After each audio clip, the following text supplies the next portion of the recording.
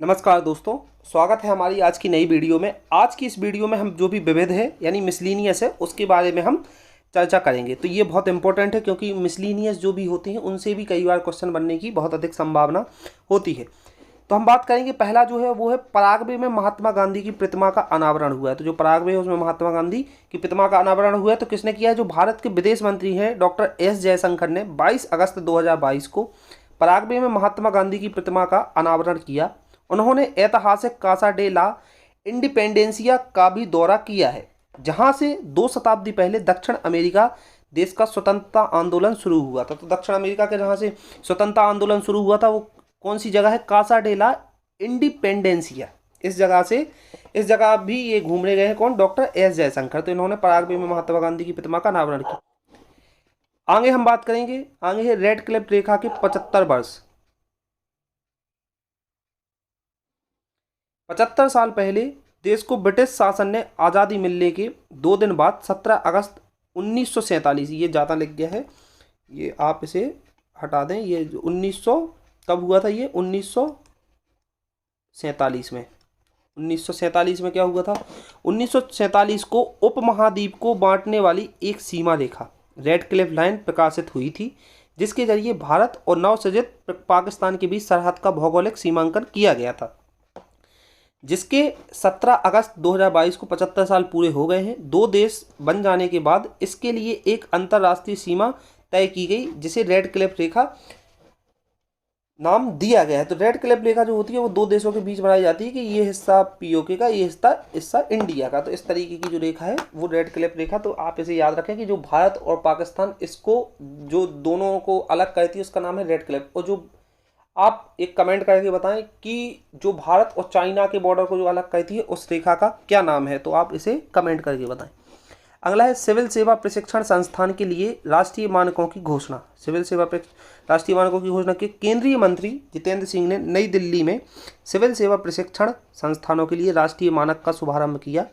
इसके साथ भारत राष्ट्रीय स्तर पर सिविल सेवा प्रशिक्षण संस्थानों के लिए मानक बनाने के लिए एक अद्वितीय मॉडल के साथ आने वाला दुनिया का पहला देश बन गया है। इन मानकों को क्षमता निर्माण आयोग सीबीसी द्वारा विकसित किया गया है। तो किसने विकसित किया इन मानकों को? सीबीसी ने। अगला है स्मार्ट ई बीट प्रणाली। तो हरियाणा के मुख्यमंत्री कौन है? मनोहर लाल खट्टर ने गुरुग्राम में पुलिस उपस्थिति और कर्मियों द्वारा गश्त की वास्तविक समय निगरानी के लिए एक ऐप आधारित प्रणाली शुरू की। मुख्यमंत्री ने स्मार्ट ई बीट प्रणाली का शुभारंभ किया है। तो ये कहाँ हुआ है? हरियाणा में। 11वीं कृषि जनगणना 21-22। तो कृषि मंत्री नरेंद्र सिंह तोमर ने परिचालन जोत सहित विभिन्न मापदंडों पर डेटा एकत्र करने के लिए 11वीं कृषि जनगणना का शुभारंभ किया। पहली बार स्मार्टफोन और टैबलेट के माध्यम से जो आंकड़े हैं उनको एकत्रित किया जाएगा। आपराधिक प्रक्रिया पहचान अधिनियम 2022 लागू। 4 अगस्त 2022 से आपराधिक प्रक्रिया पहचान अधिनियम 2022 लागू हुआ। नया अधिनियम आपराधिक मामलों में पहचान और जांच के लिए और रिकॉर्ड को संरक्षित करने के लिए दोषियों और अन्य व्यक्तियों की माप लेने का अधिकार देता है। तो ये आपराधिक प्रक्रिया अधिनियम है। अगला है राष्ट्रीय डोपिंग रोधी विधेयक 2021। संसद ने राष्ट्रीय डोपिंग रोधी विधेयक 2021 पारित किया है। विधेयक में खिलाड़ियों, सहायक कर्मियों और अन्य व्यक्तियों को डोपिंग से रोकने का प्रावधान किया गया है। नेक्स्ट है भारतीय नौसेना की ऑल विमेन एयर क्रू ने इतिहास रचा। भारतीय नौसेना की 5 महिला अधिकारियों ने अगस्त 2022 में डॉनियर विमान में उत्तरी अरब सागर में पहला स्वतंत्र समुद्री टोही और निगरानी मिशन पूरा कर दुर्लभ उपलब्धि हासिल की। विमान की कप्तानी मिशन कमांडर लेफ्टिनेंट कमांडर जो है ये आंचल शर्मा ने की है। तो आप इनका नाम याद रखें।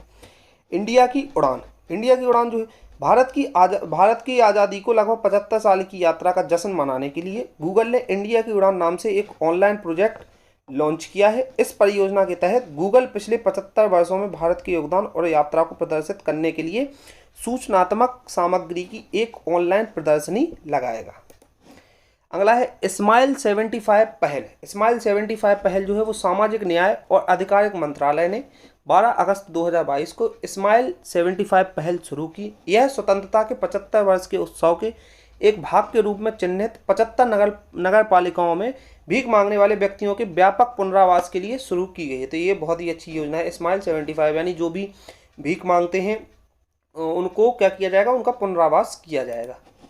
रोशनी का अनावरण। केंद्रीय विज्ञान और प्रौद्योगिकी राज्य मंत्री जितेंद्र सिंह ने भारत की पहली सलाइन वाटर लालटेन रोशनी लॉन्च की है। यह एलईडी लैंप को बिजली देने के लिए विशेष रूप से डिजाइन किए गए इलेक्ट्रोड के बीच इलेक्ट्रोलाइट के रूप में समुद्र के पानी का उपयोग करता है। तो ये एक तरीके की लैंप बनाई गई है।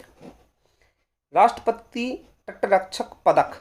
राष्ट्रपति द्रौपदी मुर्मू ने भारतीय तटरक्षक कर्मियों को राष्ट्रपति तटरक्षक पदक PTM और तटरक्षक पदक TM को मंजूरी दे दी है। IG दिनेश राजपूतन और कमांडेंट कुणाल चंद्रकांत नायक को PTM से नवाजा जाएगा, यानी राष्ट्रपति तटरक्षक पदक से नवाजा जाएगा 2 लोगों को।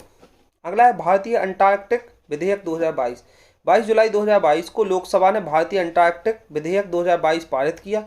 इस विधेयक का उद्देश्य अंटार्कटिक क्षेत्र में भारतीय अनुसंधान स्टेशनों को देश के घरेलू कानूनों के तहत लाना है। अगला जो है वो है इंडियन हाउस की स्थापना। रिलायंस इंडस्ट्रीज ने पेरिस ओलंपिक 2024 में पहली बार इंडियन हाउस स्थापित करने हेतु भारतीय ओलंपिक संघ के साथ भागीदारी की है। तो किसने की है इंडियन हाउस की स्थापना के लिए? रिलायंस इंडस्ट्रीज ने। चंबा के मिंजर मेले को अंतर्राष्ट्रीय दर्जा मिला है। जो चंबा के मिंजर के नाम से एक मेला है, 24 जुलाई से 31 जुलाई 2022 तक हिमाचल प्रदेश के चंबा के मिंजर मेला का आयोजन किया गया है। इसके अलावा मिंजर मेले को अंतर्राष्ट्रीय दर्जा मिल गया है। यहाँ के मक्के की बालियों को मिंजर कहते हैं। इस मेले की शुरुआत भगवान रघुवीर और लक्ष्मी नारायण को मिंजर भेंट करने से होती है। तो ये याद रखें। अगला है सैनिटरी प्रोडक्ट्स फ्री में मुहैया कराने वाला दुनिया का पहला देश स्कॉटलैंड बना। तो ये बहुत ही अच्छी पहल है, ये तो सारे देशों में ये लागू होनी चाहिए। स्कॉटलैंड जो है वो सैनिटरी प्रोडक्ट्स को फ्री करने वाला दुनिया का पहला देश बन गया है। संसद में पीरियड प्रोडक्ट्स बिल अगस्त 2022 जो है ध्वनिमत से पास हो गया है। कानून के तहत सभी सार्वजनिक संस्थानों पर पीरियड जो प्रोडक्ट्स होते हैं उनको फ्री में उपलब्ध कराया जाएगा। चलिए दोस्तों, आज की वीडियो यहीं समाप्त करते हैं और मिलते हैं अगले की